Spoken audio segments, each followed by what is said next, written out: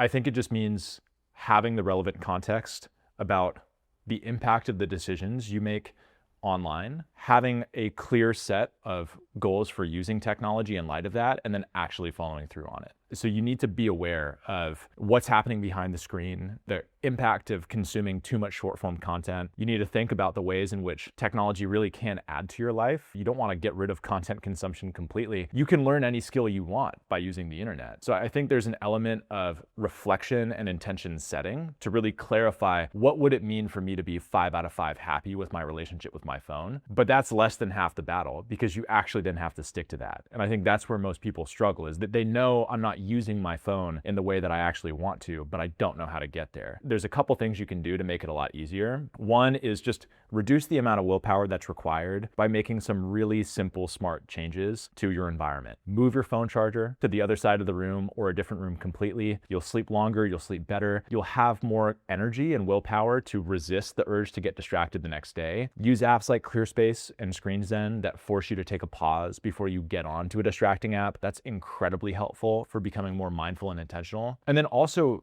have conversations with the people in your life about this change that you're trying to make. Having an accountability buddy is just unbelievably helpful. I mean, you can take the same psychology that social media companies are using to keep you scrolling, and you can apply it in the opposite direction. So much of the time that people spend on Snapchat or Instagram is downstream of them associating time on that app with social approval. And if you can consciously engineer an opposite set of incentives, if you can tell someone, I don't want to use my phone for more than 2 hours this week, and I'm going to send you a screen time report at the end of the week to prove that I did that. Now that same underlying psychology is pushing you in the opposite direction.